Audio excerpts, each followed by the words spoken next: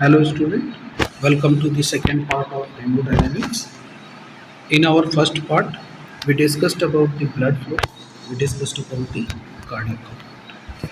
In that video only, I stated that cardiac output is depending upon, or you can say blood flow is depending upon the pressure difference and resistance to the blood. In this video, we will focus on the pressure difference. So, before understanding the concept of the pressure difference, we must have to understand the terminology, that is your blood pressure. Blood pressure is nothing but it is a hydrostatic pressure which is exerted by the blood on the wall of the blood vessels. Blood pressure is highest at aorta and large systemic arteries. Now, in blood pressure, we saw rises and drop. The rising pressure is around 110 mm of Hg, while the dropping pressure is around 70 mm of Hg. This rise in blood pressure is because of the systole. Systole is what? It is ventricular contraction. And the drop in the blood pressure is because of the diastole. Diastole is what? It is ventricular relaxation. So the pressure due to systole is known as systolic blood pressure, and the pressure due to diastole is known as diastolic blood pressure. Systolic blood pressure, it is nothing but the highest pressure attained in the artery during the systole, and diastolic blood pressure is nothing but the lowest arterial pressure during the diastole. Now we have to understand about this diagram. This diagram basically represents how blood is moving from arteries or aorta to the vein. This red part represents arterial part, and this blue part represent veins. So when we see when the blood is moving from aorta to veins, the pressure is decreasing. The pressure is decreasing. We have to understand here few points.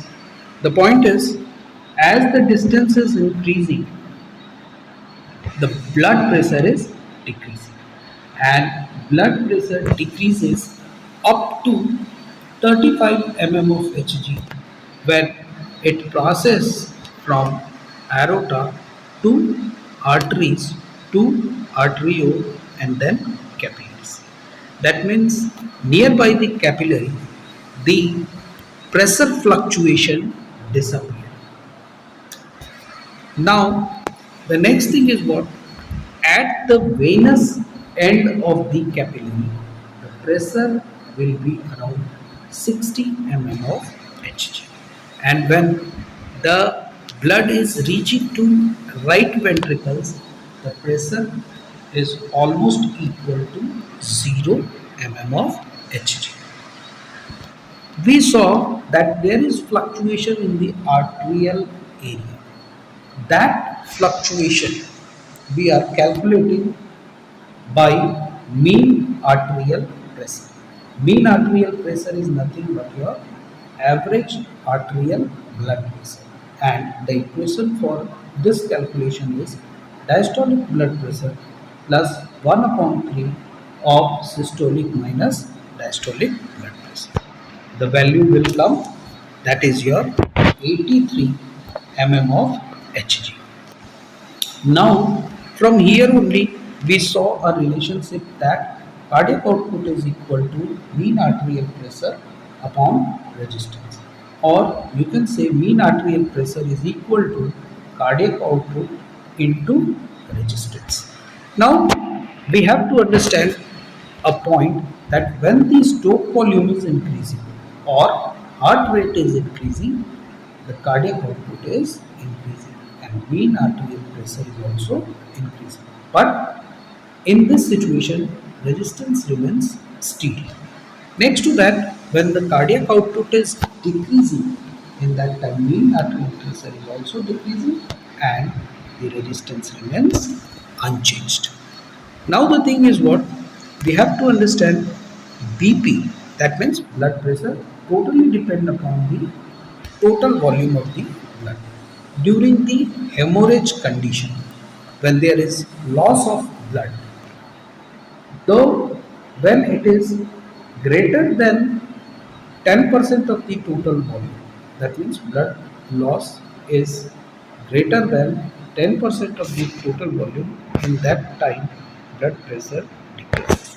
When the blood loss is less than 10% of the total volume, compensatory mechanism started to increase the blood pressure. So this is all about the pressure difference for today class. Thank you.